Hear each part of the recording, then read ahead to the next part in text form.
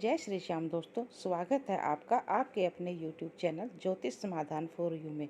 और दोस्तों, यहाँ पर हम जीवन से जुड़ी समस्याओं और उनके समाधान बताते रहते हैं।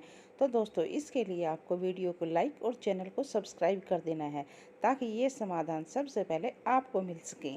दोस्तों, चैत्र नवरात्रि की शुरुआत हो चुकी है और सबसे पहले आपको नवरात्रि की बहुत बहुत शुभकामनाएं और आशा करते हैं ये नवरात्रि आपके लिए शुभ और मंगलकारी हो। और चैत्र नवरात्रि की दूसरे दिन माँ ब्रह्मचारिणी की पूजा आराधना करने का दिन होता है और चैत्र पक्ष द्वितीय तिथि का प्रारंभ रात 8:20 से शुरू हो जाएगा। तो आप माँ का पूजन 23 मार्च रात 6:20 तक कर सकते हैं और माँ ब्रह्मचारिणी की आराधना करने का शुभ मुहूर्त सुबह 6:22 से लेकर और 7:54 तक रहेगा। तो इस दौरान आप माँ ब्रह्मचारिणी की पूजा कर सकते हैं। और द्वितीय तिथि को माँ ब्रह्मचारिणी की पूजा करते समय आपको सफेद या पीले वस्त्र धारण करने चाहिए। माता रानी को लाल रंग भी प्रिय है, लेकिन माँ को सफेद रंग की वस्तु अर्पित करने से आप अपने सोए हुए भाग्य को जगाकर और माँ के आशीर्वाद से आप सफलता प्राप्त कर सकते हैं। क्योंकि माँ ब्रह्मचारिणी की पूजा से संयम और त्याग की भावना जागृत होती है, जो कि लक्ष्य प्राप्ति के लिए बहुत ही महत्वपूर्ण है। नवरात्रि के दिनों में अखंड ज्योति स्थापित करने का काफ़ी महत्व है, लेकिन अगर इस अखंड ज्योति को दक्षिण पूर्व दिशा की तरफ रखा जाए तो घर के सदस्यों को सेहत उत्तम रहती है और वे हर एक क्षेत्र में सफलता प्राप्त करते हैं। नवरात्रि के पहले दिन शाम को माँ के पूजा करने के शुरुआत में 5 सुपारी एक लाल कपड़े में बांधकर माता के चरणों में चढ़ाकर करें और सर्व मंगल मांगल्ये शिवे सर्वार्थ साधिके शरण्ये त्र्यंबके गौरी नारायणी नमोस्तुते इस मंत्र का जप करें।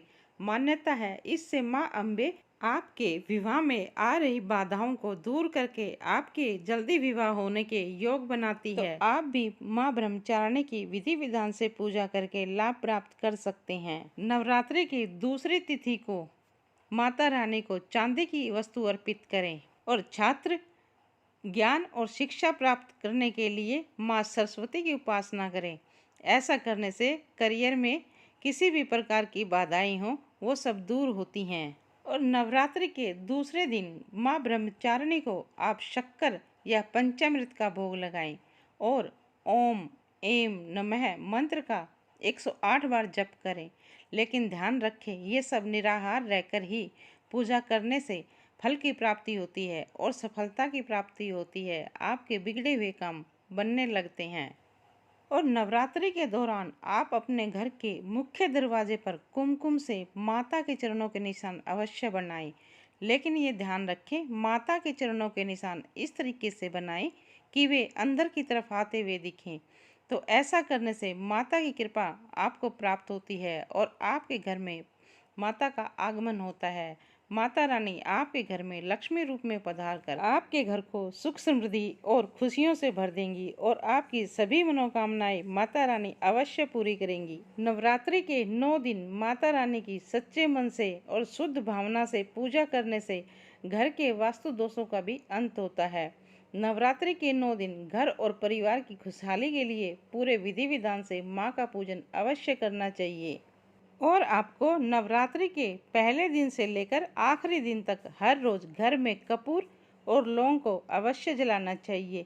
ऐसा करने से घर में सकारात्मक ऊर्जा का संचार होता है और नकारात्मकता का अंत होता है। तो आपको पूरे 9 दिन घर में लौंग और कपूर को अवश्य जलाना चाहिए, जिससे कि घर में एक भीनी भीनी खुशबू और महक जागृत होती है। नवरात्रि के 9 दिनों में रोजाना माँ दुर्गा की पूजा के बाद ओम ऐं ह्रीं क्लीं चामुंडाय विच्चय मंत्र का 108 बार जप करें। कहते हैं इसके उच्चारण से माँ सरस्वती, माँ लक्ष्मी और माँ काली का आशीर्वाद प्राप्त होता है और कुंडली में ग्रहों की पीड़ा से राहत मिलती है। नवरात्र की 9 रातें साधना, ध्यान, व्रत, संयम, नियम, यज्ञ, तंत्र, त्राटक योग आदि के लिए महत्वपूर्ण होती हैं। रात्रि शब्द सिद्धि का प्रतीक माना जाता है। रात्रि में कई तरह के अवरोध खत्म हो जाते हैं। इस समय शांत मन से की गई माता रानी की पूजा शीघ्र फल प्रदान करती है। मान्यता है इस दौरान मंत्र जप करने से शत्रु नाश होते हैं और शत्रुओं की बाधा से मुक्ति मिलती है। तो ये थे दूसरे नवरात्रे में माँ ब्रह्मचारिणी की पूजा करने के कुछ विधि और नियम। तो दोस्तों, इन विधि और नियम को अपनाकर आप भी सफलता पा सकते हैं।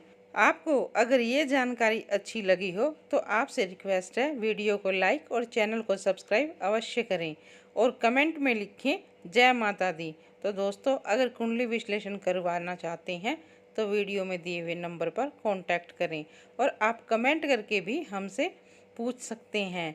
तो दोस्तों, मिलते हैं अगले वीडियो में एक नई जानकारी के साथ।